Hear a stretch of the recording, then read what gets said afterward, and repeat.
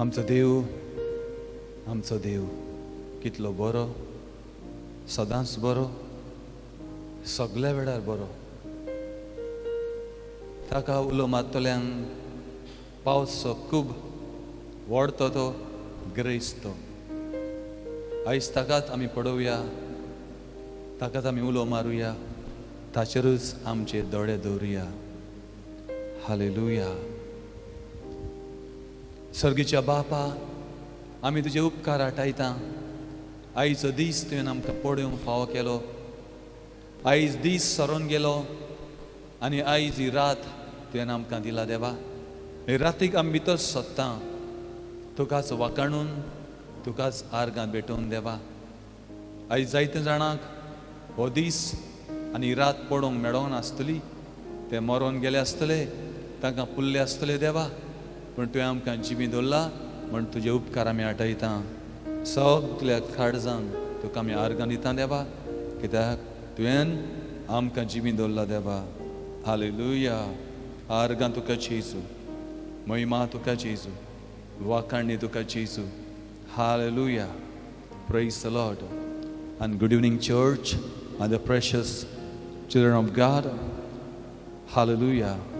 Praise the Lord. Hallelujah. Praise the Lord. एवढा आमचे हात उबारून आमी देवाक दिन मासूया. Hallelujah, hallelujah, hallelujah, hallelujah. आमच्या घरांनी म्हाका पळयतलीं सगळीं हात उबारून देवाक दिन मासूया, वाखाणुया. ताका वाखाणूंक फावो, कित्याक तो आमचो देव. Hallelujah, hallelujah, hallelujah, hallelujah, hallelujah, hallelujah, hallelujah, hallelujah, hallelujah. Praise the Lord. Hallelujah. Praise the Lord. Hallelujah. Praise the Lord. Praise the Lord. Praise the Lord. Hallelujah. Hallelujah. Hallelujah. Hallelujah. Praise the Lord. Praise the Lord. Hallelujah. Hallelujah. Hallelujah. Hallelujah. Hallelujah. Hallelujah. Praise the Lord. Praise the Lord. Hallelujah. Hallelujah. Praise the Lord. Hallelujah. Thank you, Jesus. Thank you, Jesus. Praise you, Jesus. Hallelujah. Hallelujah. Hallelujah. Precious blood of Jesus. Precious blood of Jesus. Holy blood of Jesus. Precious blood of Jesus. We cover ourselves with the precious blood of Jesus. Hallelujah. Let your blood speak to us, O God. Let your blood speak to us, because life of the flesh is in the blood of Jesus. Hallelujah. And your blood speaks, O God, better things than the blood of Abel. Hallelujah. The blood of the new covenant. Praise the Lord. Hallelujah. Praise God. Hallelujah. I want to preach a little bit on the subject on 15 August. Happy Independence Day to you all, children of God and the people of God. Happy Independence Day. Happy Independence Day to you. Hallelujah. Praise the Lord. Hallelujah. We celebrate this day. India celebrate this day. Hallelujah. It's very important to thank our God who delivered us. It's not the man, but the God who delivers. God who delivers us. Praise the Lord. It's only because of God, only because of God's grace, only because of God's favor we are delivered. And that's the reason we celebrate this special day, 15 August, Independence Day. Happy Independence Day to you.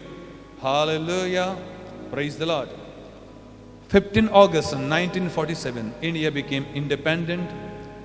Hallelujah. Was freed from the British Emperor. आमी पळयता भाव भयणांनो, 15 ऑगस्ट आयचो दीस आमी सेलिब्रेट करता इंडिया. जाल्यार 1947 ह्या वर्सा आमची इंडिया स्वतंत्र जाली ब्रिटिशांच्या हातांतली. कोणा भाशेन ते ब्रिटीश आमची इंडियेक राज करताले आनी देवान जायत्या मनशांक उबारले आनी जायते मनीस फ्रिडम फायटर मुखार सरले इंडिये पासत झुजोंक, लढाई करूंक आनी आमकां स्वतंत्र मेळोवन दिवंक. आनी आयज आमी सेलिब्रेट करता जाल्यार तांचो वावर तो, तांचे त्रास ते, जायत्यांनी आपले जिवीत सॅक्रिफायस केले. आनी जायते फ्रीडम फायटर आनी ओडील ह्या भारताचे ताणें आपलो जीव दिलो भारत देश आमचो स्वतंत्र करूंक आनी जावचें म्हूण आनी गुलामपणांतले आमी फ्री जावचें म्हूण हालेलुया थँक यू लॉर्ड आमी पळयता on that day Jawaharlal Nehru who had became the first prime minister of India, and that day he raised the Indian national flag above the Lahori gate on the Red Fort in Delhi. He raised the flag and gave a speech. Hallelujah. ह्या वडत्या मनशाक देवान उजर केलो, ह्या साद्या मनशाक देवान उजर केलो. हालेलुया. आनी ह्या मनशा उदेशी आनी समार अशे मनीस आमी पळयतले देवान तांकां उजार केले. देव उजार करिना जाल्यार कांयच जावंक शकना भाव भयणानो. पूण आमी पळयता कोणा भाशेन हो पयलो इंडियेचो आमचो मुखेल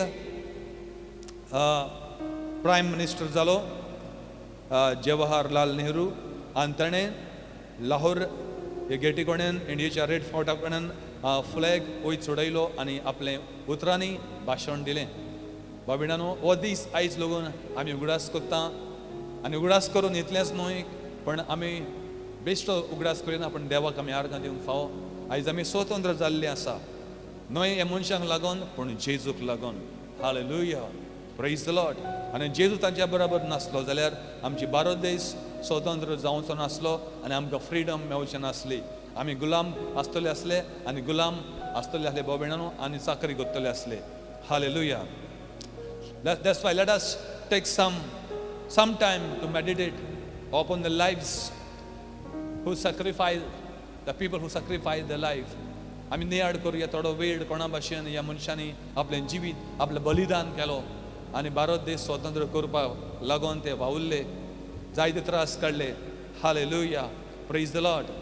They sacrificed so that we could have the victory, and that's the reason we celebrate today this special day. Hallelujah. Thank you, Jesus. Many people died to free India. Hallelujah. That's why we call the freedom fighters. Hallelujah. Or the great soldiers of country. Hallelujah. Who fought for India. Praise the Lord. And I mean, ए भाशेन पळयता top 12 greatest freedom fighter of India. 12 जाण किरीत मुखेल जे मनीस वावुरले भारत देशाक स्वतंत्र करूंक आनी तातूंत तांची नांवां हांव वाचतलों ह्या वेळार. सारोजिनी नायडू नंबर 1, सारोजिनी नायडू, डॉक्टर बाबासाहेब आंबेडकर, मंगल पांडे, बहादूर शाह फजर, सरदार वल्लभभाई पाटील, डॉक्टर राजेंद्र प्रसाद, रानी लक्ष्मीबाई, जवाहरलाल Nehru,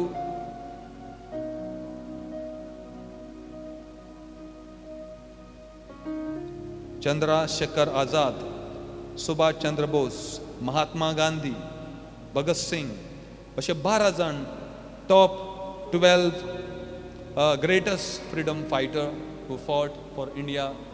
They came forward and they stood against them so that India could be free and we could enjoy this great day of celebration. Hallelujah. Praise the Lord. देव कोणाक ना कोणाक बाबिणान उजार कोत्ता, कोणाक ना कोणाक देव उजार कोत्ता. हालेलुया. पण ह्या मनशांक देवान उजार केले आनी तांच्या वरवीं तांच्या जिविता वरवीं ताणें आपलें जिवीत काबार केलें, सॅक्रिफायस केलें आनी आयज आमी फ्री जाल्ले आसा बाबिणानो. हालेलुया. पूण मनशां कडल्यान खरी स्वतंत्रताय मेळना.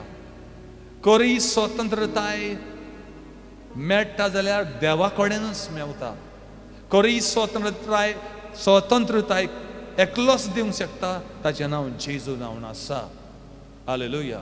आयज इंडिया स्वतंत्र जाली ब्रिटिशाच्या हातांतली, गुलामपणांतली, जाल्यार एक आयज भारत देशांत जेतलो मनीस सगळेच भाशेन ते स्वतंत्र जावंक ना.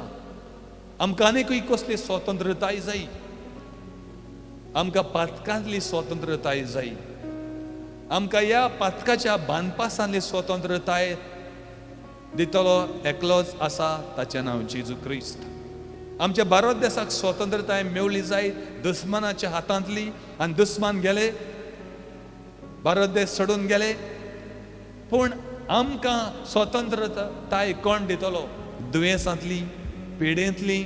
आयज कितले सुइसायड जाता, डिप्रेशनाचेर, चिंतनांनी, प्रॉब्लेमांनी कश्टावता लोक.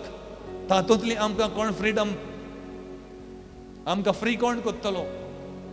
आमकां कोरी आमकां फ्रीडम मेवता देवा कडेन. आयज कितलो लोक गरीब आसा, कितलो लोक त्रासान आसा, कितलो लोक निराशी आसा, कितलो लोक आयज पिडेन आसतलो. कितल्यांचेर आयज देंवचाराच्या हाताक गाडयेपणांनी बांदलेले आसतले.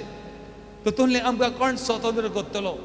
आयज कितलीं भुरगीं आवय बापायक त्रास कोत्ता, ती आवय बापाय रोडोन दीस काडटा, तांकां कोण स्वतंत्र कोत्तलो? जेन्ना देवाचें उतर मनशांक पावता तेन्ना मनशाचीं जिवितां बदलता, आनी तेन्ना मनशाक खरी स्वतंत्रताय येता. आमचो भारत देश स्वतंत्र जालो जायत, पूण आजुनूय लोक गुलामपणान आसा सैतानाच्या. आजुनूय लोक गुलामपणान आसा पातकाच्या. हातूंतले आमकां कोण स्वतंत्र कोत्तलो? देवाचो पूत ह्या संवसारान आयलो मनशाक, एका मनशाक स्वतंत्र करूंक. आमकां उज्यांतले, नरकाच्या उज्याच्या आगट्यांतले आमकां साल्वार कोण कोत्तलो? कोण फ्रीडम दितलो? कोण आमकां थिंगासरले साल्वार कोत्तलो? फकत एकलोच जेजू क्रिस्त. खरी स्वतंत्रताय मेवता आनी येता जाल्यार फकत जेजू कडेन. हालेलुया. John chapter 15 verse 13 says, greater love has no one than this, to lay down one's life for one's friend. Greater love has no one than this, to lay down one's life for one's friend. वसलो हाच्याहून आनी व्हडलो आनी दुसरो मोग ना. वसलो आनी हुंयच व्हडलो मोग ना हाच्याहून. जो एक मनीस आपल्या फ्रेंडा पासून आपलो जीव दिता, आपल्या फ्रेंडाक राखोंक, आपल्या फ्रेंडांक साल्वार करूंक, आपल्या फ्रेंडाचो जीव वाटावंक आपुणूच वयता आनी आपलो जीव दिता. Praise the Lord. हालेलुया. हाच्याहून आनी व्हडलो मोग ना. तर आमी पळयता बाबीनानू आमचे इंडिये पासून जायते जाण मेले, आनी ते मेले देखून आयज आमी बरी करून आमकां जिवंक मेवता. आमी फ्रीडम, आयज फ्रीडमान आमी जियेता. देवान ताका उजार केले. तेच भाशेन जेजू येयलो आनी आपूण मेलो आनी आमकां सैतानाच्या बांदपासांतले, पातकाच्या सांकड्यांतले ताणें, नरकाच्या उज्यांतले ताणें आमकां भायर काडली, साल्वार केली. आपूण मेलो, आमचो जागो आपणें घेतलो. आमी मरोंक जाय आसले थिंग आपूण मेलो आनी आपलें जिवीत आमकां दिलें. ही आमकां ताणें खरी स्वतंत्रताय दिल्ली आसा. हालेलुया. ही व्हडली स्वतंत्रताय आनी एका मनशाक ताची गरज. ही स्वतंत्रताय मनशाक मेळोंक जाय. मनीस त्या उज्याच्या आगट्यांतलो साल्वार जावंक जाय. ती स्वतंत्रताय मनशाक मेळ्ळी जाल्यार मनीस खुशाल जातलो आनी खरोच खुशाल जातलो. Hallelujah. Praise the Lord. Greater love has no one than this, to lay down one's life for one's friend. Hallelujah. आमी अशी एक हिस्टोरी ऐकलेली बाबेणानो. एक मनीस, दोग जाण फ्रेंड एक हॉटेलान वयता आनी हॉटेलान बरें करून ते वयता, बरें करून ते ड्रिंक घेता, जेवता खाता आनी तांची फायट जाता आनी एकटो मनीस दुसऱ्याक जिवेशी मारता, ताच्या पोटान चाकू घालून ताचो जीव काडटा. हालेलुया. Praise the Lord. आनी हो मनीस मारलेलो बेग्यान रोगतान बुडलेलो, तो दाव मारता आनी पडोन वेता. तो मनीस दाव मारून पडोन वेता. त्या मनशाक जिवेशी मारता हॉटेलान, रेस्टॉरंटान, आनी हो मनीस पडोन वेता रोगतान बुडलेलो. ताच्या फाटल्यान पुलीस लागता आनी हो मनीस कोणाच्या दारार मारता. हो चोर, हो मर्डरर कोणाच्या घराचेर वचोन दारार मारता आनी एक मनीस दार उक्तें करता. आनी तो जावन आसलो एक देवाचो मनीस, वो एक पास्टर जावन आसलो, हो देवाचो मनीस जावन आसलो. तो म्हणटा कितें जाला, हो मर्डरर म्हणटा म्हाका मातसो लिपय, म्हाका घरान लिपय, हांवें कोणाचो खून केल्लो आसा, हांवें एक व्हडली चूक केल्ली आसा म्हज्या जिवितान, हांवें कोणाचो जीव काडलो, म्हाका साल्वार कर, म्हज्या फाटल्यान पुलीस लागलेले आसा. हालेलुया. हो मनीस बेगीन बेगीन ताका भितर घेता आनी ताका म्हणटा तो भितर लीप, आपल्या घरान तो भितर लीप. आनी ताचे कपडे तो आपूण घेता, रक्तान बुडलेले, ताणें मारून येयल्लो तो कोणा जीव काडून.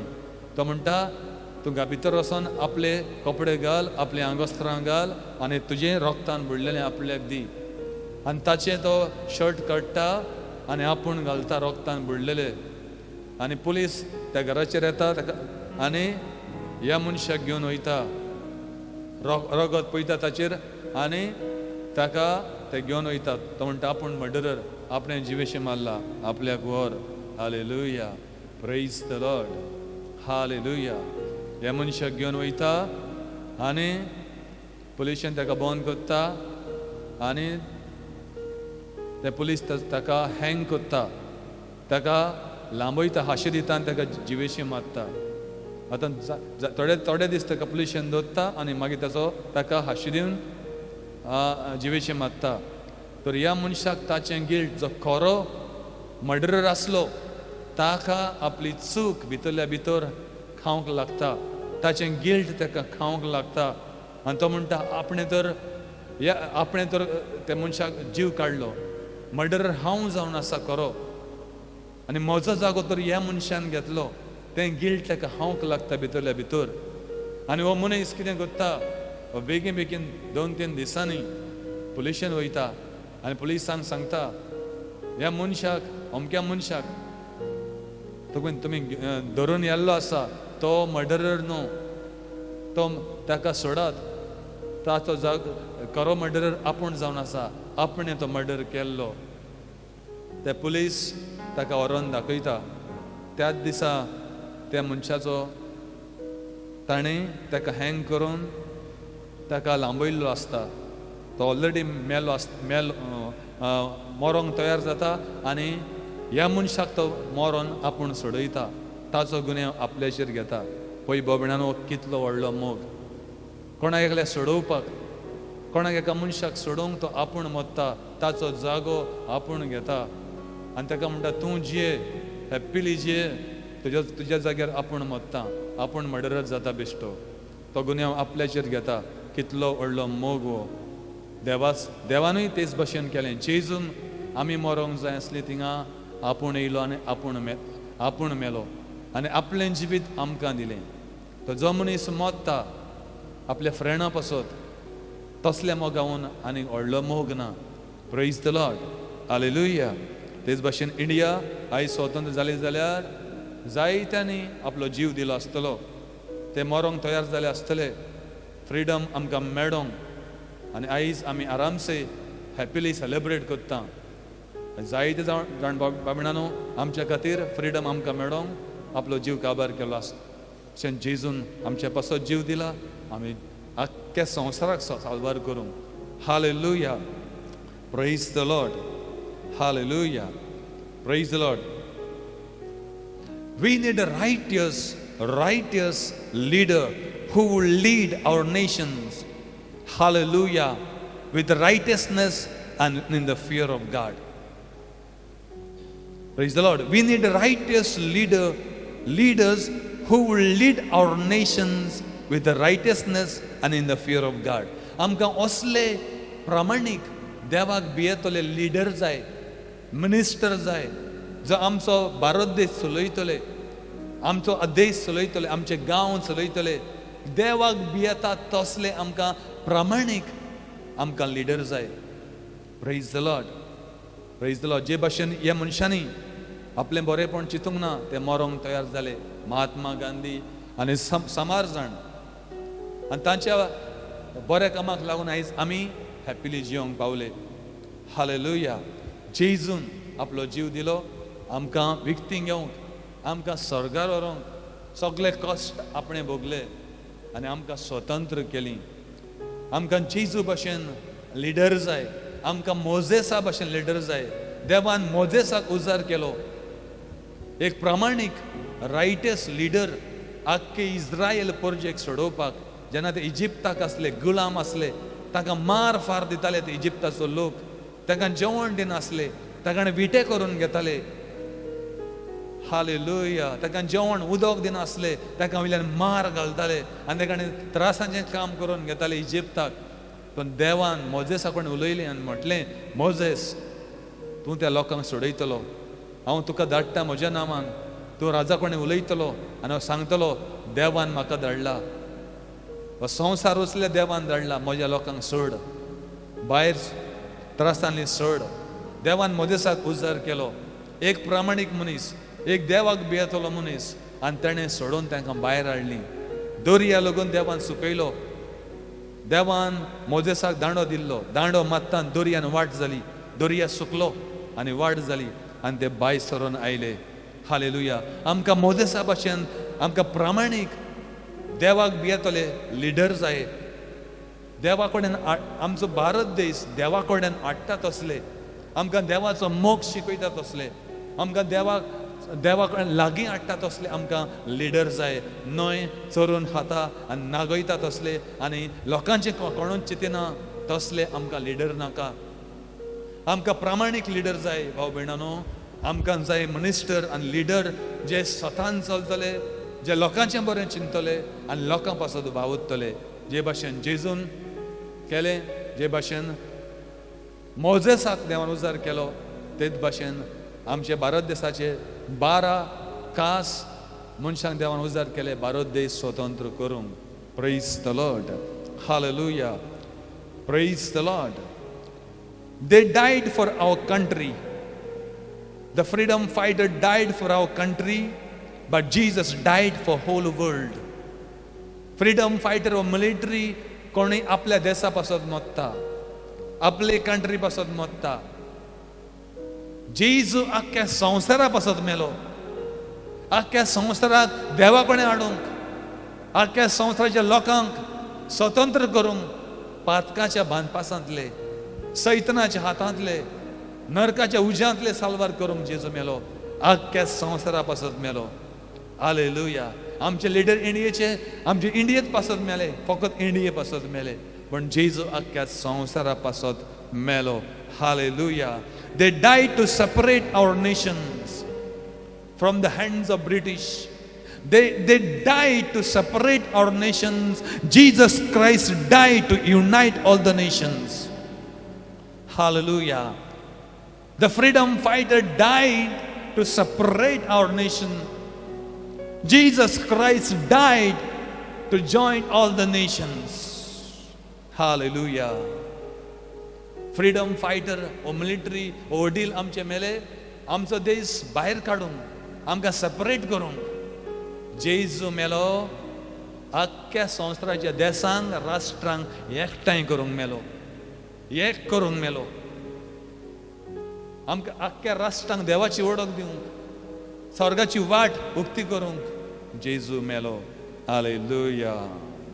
Psalms 33 verse. Hallelujah. You'll read in your homes from 12 to 22. Blessed is the nations whose God is the Lord, the people he chose for his inheritance. Blessed is the nations whose God is the Lord. Blessed is the nations whose God is the Lord. Subhagi जावन आसा, बेसांव पडलो जावन आसा तो देश, ते राष्ट्र ज्या राष्ट्रान जेजूक मानून घेतला. हालेलुया. सुभागी आनी बेसांवाचो आनी बेसांवाचो तो देश जाता, बेसांवाची ती कंट्री जाता, बागी आनी सुभागी ती कंट्री जाता, जे कंट्रीन जेजूक ओडकला आनी जेजू ताचो देव जावन आसा. खरो देव ताचो देश, खरो देव ताचो देव जावन आसा. ती कंट्री ब्लेस जाता. Hallelujah. Praise the Lord. Blessed is the nation whose God is the Lord. Whose God is the Lord. Subhagi बेसांव पडलो देश तो. खंयचो देश तो जो देश आमच्या सर्वेस्पर देवाक देव मानून घेता, जेजूक देव मानून घेता. हालेलुया. तो देश आनी ती राष्ट्रां आनी ते फॅमिली आनी ते मनीस ब्लेस जाता जे जेजूक आपलो देव कोत्ता. ते कुटुंब, ते फॅमिली, ते घराबे, ते मनीस ब्लेस जाता जे जेजूक आपलो देव मानून घेता, जाणें सर्ग आनी संवसार घडयला आनी रचला. Hallelujah. You will experience, or we will experience true freedom in Christ only. We will experience and you will experience true freedom in Christ Jesus only. खरी स्वतंत्रता फकत जेजू क्रिस्ताच्याच भितर मनशाक मेवता. जेजू क्रिस्तूच एकलोच खरी स्वतंत्रता आनी स्वतंत्र मनशाक कोत्ता. फकत जेजू एकलोच खरी स्वतंत्रता आमकां दिता. आमकां उज्यांतले आमी साल्वार जावंक जाय आनी तितूंतले साल्वार करूंक एकलो जेजू शकता. कित्याक तो एकलोच मेलो आमचो. तो आमकां इश्ट म्हणटा, आमकां फ्रेंड म्हणटा आनी आमकां लागून ताणें आपलो जीव दिलो. ह्या फ्रेंडाक लागून, ह्या संवसाराच्या राष्ट्रांक लागून ताणें जीव दिलो. आपलो कितलो ताणें मोग आमकां दाखयलो. हालेलुया. तो मोग खरो मोग. ताणें आपलो जीव लागून फाटीं दवरूंक ना, पूण मरोंक तो तयार जालो, आपलो जीव दिलो. हालेलुया. 2 Corinthians chapter 3 verse 17 says, Now the Lord is the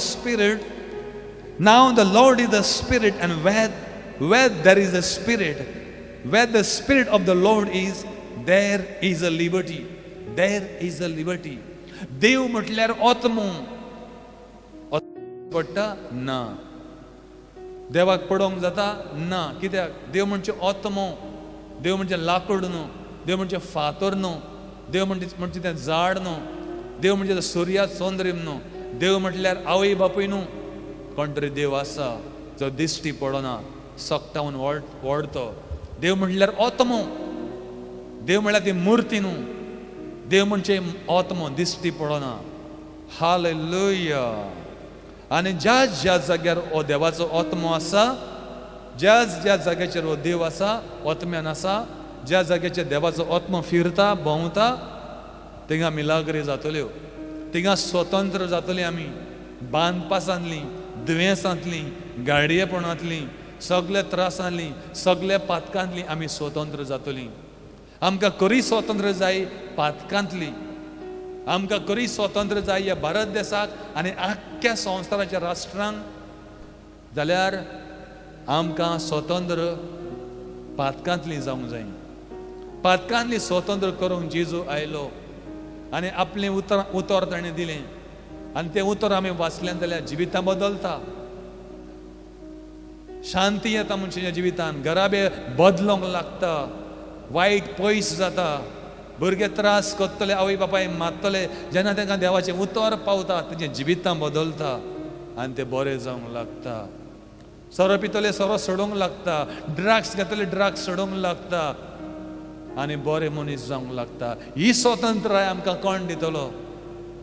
ही स्वतंत्रताय आमकां आमचे मिनिस्टर दिवचे ना. ते आमचो डिसिजन, आमचो निर्णय. देवाचें उतर घेवन जेजूक मानून आमी स्वतंत्र जावंक पावतले. देवाचें उतर वाचून आमी स्वतंत्र जावंक पावतले. खरी शांती आमकां येवंक लागतली. ज्या घरांनी शांती ना, चिंतनाचो बार आसा, बाराच जायते त्रास आसा, हुस्क्यांनी भरलेले आसा, डिप्रेशनान आसा, मरचें आसा, सुविसायड करचें आसा.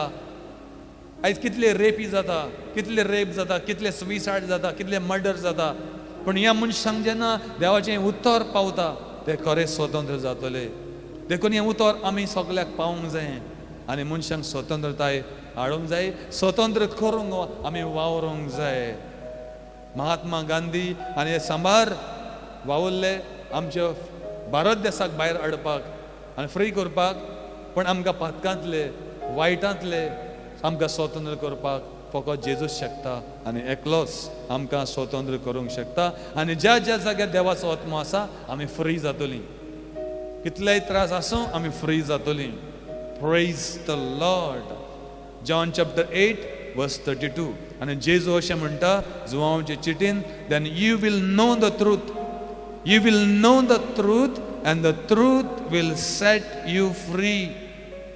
जेन्ना तुमकां सत आनी हें सत तुमकां कळटलें आनी कळोन येतलें, हें सत तुमकां स्वतंत्र करतलें. सत म्हणजे कितें? सत म्हणजे कसलो धर्म न्हय, खंयची चर्च न्हय, खंयचोच ग्रूप न्हय. सत म्हणजे देवाचें उतर. सत म्हणजे एकलो जेजू. कित्याक जेजू म्हणटा I am the way, the truth and the life. जेजू ट्रूथ, जेजू सत तो. तर हें सत आमकां कळोंक जाय. जेजू आमकां जेजू कोण तो कळोंक जाय. जेजूची वळख मेवली आमी तेन्ना स्वतंत्र जाता. दुयेंसांतली, पातकांतली, बांदपासांतली, सगळे हातूंतली आमी स्वतंत्र करूंक आमकां जेजू येयलो. तर जेजू म्हणटा जेन्ना तुमकां सत कळटलें, हें सत तुमकां स्वतंत्र करतलें. म्हणटकूच हें फटींगपणूय आसा आनी संवसाराचो लोक फटींगपणां घेवन आसा आनी फटींगपणाची पुजा करता आनी बांदपासान आसा. हें सत केन्ना कळटलें आमकां? हें फटींगपण मनशाक बांदून घातलेलें आसा फटींगपणान. आनी आमी सजमता तें देवाचें, तें देवस्पण आनी तें हें आनी तें ना. फटींगपणूय आसा आनी आमी कितें करता तें फटींगपणान आसा. जाल्यार आमकां सत कळपाची गरज. जेन्ना सत कळटा तें सत आमकां स्वतंत्र करता आनी आमी केन्नाच फटींगपणान वयचे ना. सत जावन आसा जेजू. जेजू भायर आनी कांयच सत ना. हालेलुया. आनी हें सत कळटा तेन्ना आमी स्वतंत्र जातलीं त्या नरकाच्या उज्यांतलीं, त्या इफेनाच्या आगट्यांतलीं, यमकणांतलीं. Hallelujah. Praise the Lord. John chapter 8:36. So if the Son sets you free, you will be free indeed. देवाच्या पुतान तुमकां स्वतंत्र केलें जाल्यार खऱ्यांनीच तुमी स्वतंत्र जातलीं. देवाचो पूत जेजू, देवाचो पूत हो देव मनशाच्या रुपान ताणें जरी तर आमकां स्वतंत्र केलीं जाल्यार आमी स्वतंत्र जातलीं. आयज कितलेय त्रास आसूं, जेजू कोणें आयडे जाल्यार आमचे त्रास घेवन तो आमकां स्वतंत्र करतलो ह्या त्रासांतले आनी खरी शांती आमकां दितलो. हालेलुया. आमी फटींगपण सोडूंक जाय आनी सतान येवंक जाय. सत म्हणल्यार कोण? जेजू. आमी जेजू कोण येवंक जाय? सता कोण येवंक जाय. जेन्ना स्वता कोण आमी येतले आमी स्वतंत्र जातले आनी आमकां सासणाचें सर्गीचें जिवीत मेवतलें. सर्ग मेवतलो आमकां. हें सत आमकां जेजू. जेजू म्हणलें सत आनी आमकां जेजू कोण येयली जाल्यार आमी स्वतंत्र जाता, आमकां जिवीत मेवता. Psalms 118 verse 5. In my anguish I cried to the Lord and he answered by setting me free. In my anguish I cried to the Lord. म्हज्या कश्टांनी, म्हज्या त्रासांनी, म्हज्या विलापान, म्हज्या दुखान, म्हज्या दुखाच्या बेडार हांवें देवाक उलो मारलो म्हणटा आनी ताणें म्हाजो ताळो आयकोन घेतलो आनी ताणें म्हाका स्वतंत्र केलो म्हज्या त्रासांतलो. हालेलुया. म्हज्या कश्टांनी, दुखान, म्हज्या त्रासांनी हांवें देवाक उलो मारलो आनी देवान म्हजो ताळो आयकोन घेतलो आनी म्हाका सगळ्या कश्टांतलो, त्रासांतलो सोडून भायर काडलो म्हणटा. इंडियेक स्वतंत्र करून भायर काडली पूण आमकां पातकांतले स्वतंत्र कोण करतलो? जेजू भायर कोण करूंक शकना. त्या नरकान आमी वयतलीं तितूंतले कोण आमकां भायर काडटलो? कोण आमकां स्वतंत्र करतलो? जेजू भायर कोण आमकां स्वतंत्र करूंक शकना. हालेलुया. आयज जेजूक आमी उलो मारलो जाल्यार आमी स्वतंत्र जातलीं. Praise the Lord. Hallelujah. Thank you Lord. जायतीं वर्सां जालीं एक फॅमिलीन म्हाका मागणें करूंक आपयल्लो आनी ते फॅमिलीन जायते बांद पास आसले, जायतीं गाडयेपण आसलीं आनी हो बापूय एका ल्हानशे आपले बेबीक 2 वर्सांचें सुमार ताचें बेबी आसलें. 2 वा 3 वर्सांचें ताचें चेडूं आसलें बेबी. आनी ताच्या बर्थडेच्या दिसा, जल्माच्या दिसा हो बापूय मोबायलाचेर त्या चेडवाचे फोटो काडटालो आनी फोटो काडटा आसतना फोटो काडीत जाल्यार घरांत ताच्या फोटो काडटा आसतना चेडवाचे फोटवाच्या फाटल्यान देवसराची टिकली येयल्ली आसा मोबायलाचेर. खऱ्यांनीच त्या घरान देंवचार आसलो आनी भोंवतालो. चेडवाच्या फाटल्यान देंवचार आसलो, त्या ल्हानशा बेबीच्या फाटल्यान. तर मोबायलाचेर फोटो काडटा आसतना सारकोच तो देंवचार चेडवाच्या फाटल्यान आसा पळय तो उंच चेडूं धाकटें म्हणटा उंच देंवचाराची टेकली दिश्टी पडटाली. दोन शिंगां आसलीं, एक शिंग आसलें. तसलो देंवचार त्या चेडवाच्या फाटल्यान आसलो सारको मोबायलाचेर फोटो येयल्लो. आनी ताणें आमकां आपयलें प्रे करपाक आनी तो फोटो दाखयलो. आमी पळयत जाल्यार चेडवाच्या फाटल्यान देंवचाराची तकली आसा आनी शिंग आसा. 2 शिंगां एक शिंग आसा, सारकें रियल. मागीर त्या चेडवाक हांव हात धरून मागणें करूंक लागलो. चेडवाचेर मागणें करीत जाल्यार तो देंवचार बापायचेर आयलो. त्या घरानूच तो भोंवडे मारतालो देंवचार. तो देंवचार ताचेर आयलो आनी तो आबूज जालो आनी बॉडी फुलोवंक लागलो, छाती फुलोवंक लागलो, मसल्स काडूंक लागलो आनी सारको फ्युरियस जालो आनी आमकां एटॅक करूंक आयलो. सारको उंचांबड जालो. ताचेर बरो व्हडलो देंवचार आसलो बाबयणानो.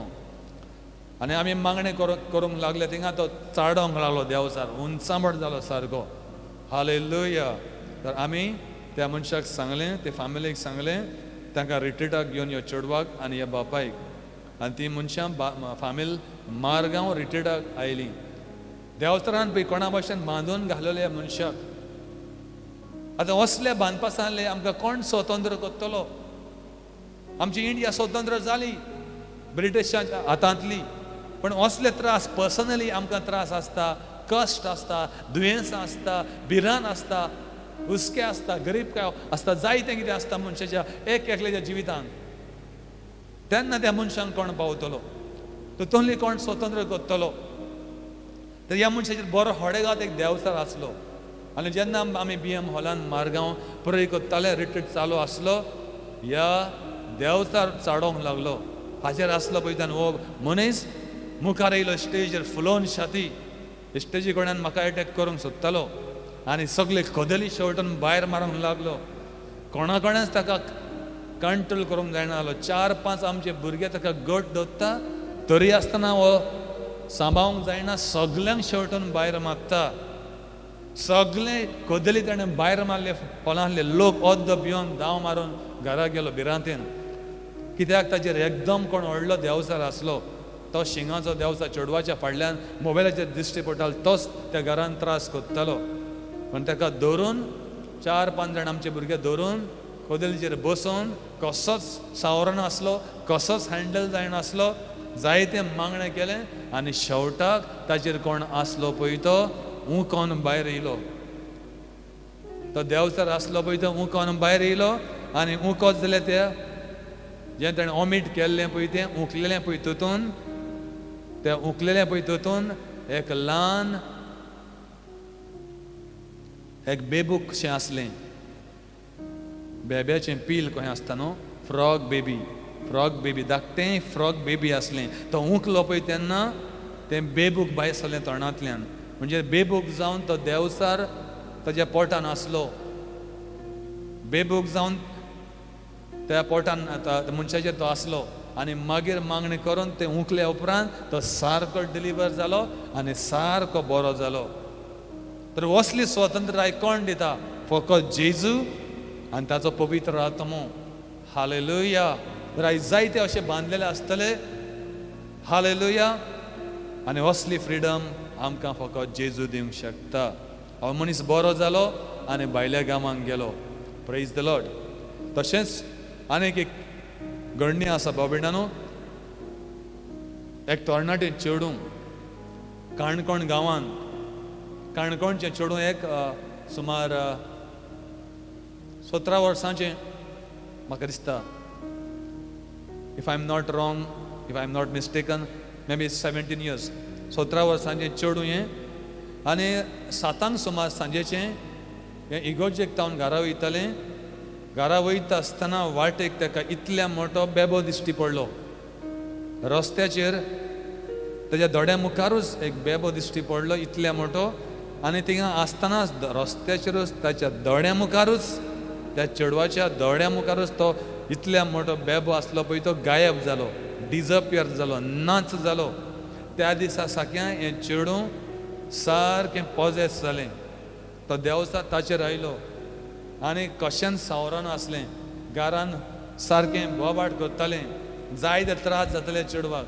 त्या घरान मागणें करून गेले आसतना चेडूं सारकें बोबाट मारून सारकें आडयें तिडयें लोवतालें. ताचेर व्हडलो देवसर आसलो. अशें करून तें रिट्रीटाक येवंक लागलीं. ती रिट्रीटाक आमी प्रे करून त्या चेडवाचेर तो देवसर आसलो मोठो बेबो आसलो जावन ताका पॉजेस केल्लें. नान जालें ते दोड्या मुखार. तोच देवस्तार ताच्या आंगान येयल्लो. आमी मागणी करून करून हे चेडवयलो तो देवस्तार गेलो आनी तें चेडूं सारकें बरें जालें. जायते कडेन ते चेडवाक येलें पूण कांय जावंक नासलें.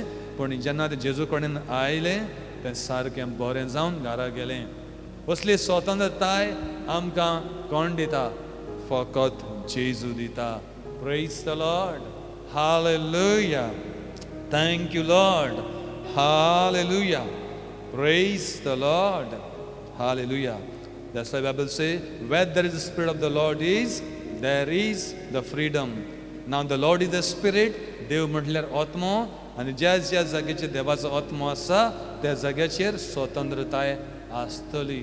तर ह्या जाग्यार आमी जेन्ना वर्शीप करता, देवाक वाकाणटा, देवाचें उतर वाचता, देवाचो आत्मो ह्या जाग्यार फिरता आनी तो आमकां हात लायता, टच करता आनी आमकां डिलिव्हर करता आनी आमकां स्वतंत्र करता. Praise the Lord. Hallelujah. Praise the Lord. Hallelujah. Thank you Jesus. Hallelujah. God chose and called Moses, a righteous leader, to set people free from the power and the rule of wicked King Pharaoh. Hallelujah. Pharaoh, king of Egypt. देवान एक प्रामाणीक मनीस मिसून काडलो. मोजेसाक धाडून लोकांक स्वतंत्र केले. तेच भाशेन आमच्या भारताचे जायते मनशांक देवान तयार केले, विंचले मुखार सरोंक आनी झुंजोंक आनी स्वतंत्र करून घेवपाक. Hallelujah. Jesus chose and called a fisherman. निस्तें दोत्तल्यांक, निस्तें मारतल्यांक, कारव्यांक जेजून मिजले 12 जाणांक आनी ताच्या वरवीं जेजून संवसार बदललो. जेजून कोणाक मिजले? कारव्यांक. कांय शिकोनासलेले तसल्यांक देवान उजार केले, तांकां पावर दिलो आनी आख्खो संवसार हालयलो तांणी. जायते मिलाग्रे करून जेजू कोणाक ना कोणाक विंचता आपलें काम मुखार व्हरोंक आनी स्वतंत्र करूंक मनशांक. Hallelujah. Thank you Jesus. Hallelujah. Thank you Jesus. God calls us today to set people free from the power of sin. God calls you and me to receive the power. देव आयज आपयता पावर घेवंक, आपली शक्ती घेवंक आनी ती शक्ती घेवन आमी लोकांक डिलिव्हर करूंक, बांदपा सांगले आमी लोकांक डिलिव्हर करूंक, सुटका करूंक आनी स्वतंत्र करूंक. आयज देवाच्या पावरान पदवेन आमी भरले जाल्यार आमी इस्तेमाल जातले, आमी फायद्याचे जातले लोकांक स्वतंत्र करूंक गाडयेपणांतली आनी जायत्या वायटांतली. Praise the Lord. God want his people. God want us to walk in power, setting the captives free. देवाक जाय ताचो लोक आपले शक्तीन बरोवन चलोंक आनी कॅप्टीव जाल्ले आसा देवतराचे, बांद सैतानाचे गुलाम जाल्ले आसा तांकां सोडोंक. Praise the Lord. Hallelujah. God want us to walk in power, setting the captives free. गुलाम जाल्ल्यांक सोडोंक देवाक जाय आमी पावरान चललेलीं. Praise the Lord. देखून जेजू लागून 12 जाणांक मिचून हाडटा आनी तांकां पावर दिता, तांकां अधिकार दिता. हालेलुया. Luke chapter 9 verse 1 to 2. Hallelujah. Then he called his 12 disciples together and gave them power and authority over all demons and to cure diseases. He sent them to preach the kingdom of God and to heal the sick. जेजून 12 जाणांक आपोवन हाडले, एकठांय आपोवन हाडले आनी तांकां अधिकार दिलो, तांकां शक्ती दिली देवसारांचेर, सैतानाचेर, सैतान भायर काडूंक, देवसार लागलेल्यांक देवसार भायर काडूंक आनी सगळीं दुयेंसां बरीं करूंक तांकां शक्ती आनी पावर दिलो. आनी ते गांवां गांवांनी नगरांनी गेले आनी लोकांक तांणी प्रे केली, लोकांक ताणें हील केले, बरें केले, देंवचार काडले, दुयेंसां बरीं केलीं, आरकारांक ताणें उबे केले, लोंगड्यांक ताणें चलयल्ले आनी संवसार हालयलो. God want us to receive His power. God want us to walk in power, setting the captives free. देवाक जाय आमी पावरान चल्लेलीं आनी गुलाम जाल्ले भशेन आसा तांकां आमी स्वतंत्र केल्लीं. तर देवाचो पावर आजुनूय देव मनशांक दिता. ताका मागतल्यांक, ताणेतल्यांक, भुकेतल्यांक देव हो पावर दिता, ज्या वरवीं आमी दुसऱ्यांच्या फायद्याक येतलीं आनी जायत्यांची सुटका जातली आनी जायते स्वतंत्र जातले दुयेंसांतले, पिडेंतले. हालेलुया. थोडीं वर्सां जालीं एक मनीस जायतो सोरो पियेतालो आनी सोरो पिवन भाव भयणानो ताचें पोट इतलें मोठें जाल्लें, ताचें पोट इतलें मोठें जाल्लें आनी हो रगत मुंगतालो.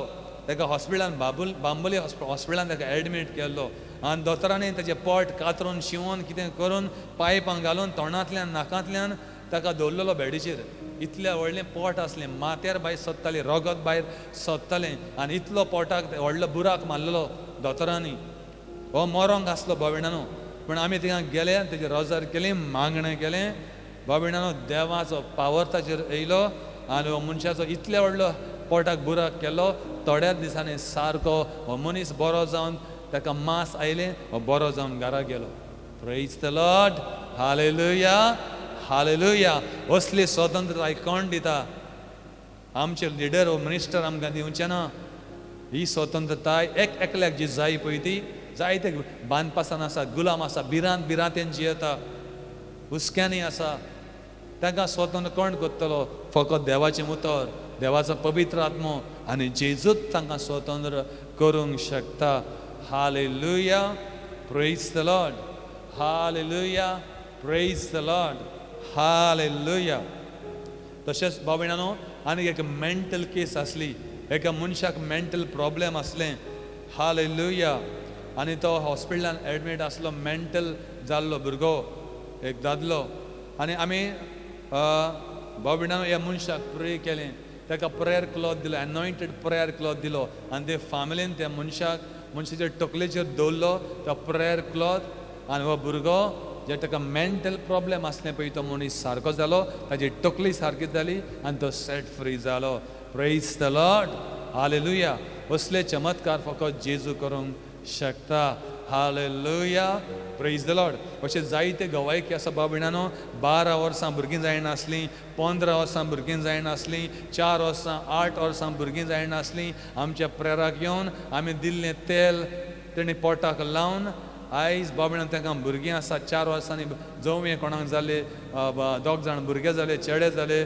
4 वर्सांनी कोणाक 8 वर्सांनी भुरगें जालीं.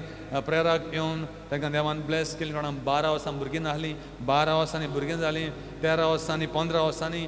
भाव भयणान, देव हे भशेन स्वतंत्र कोत्ता जाल्यार फकत जेजूच करूंक शकता.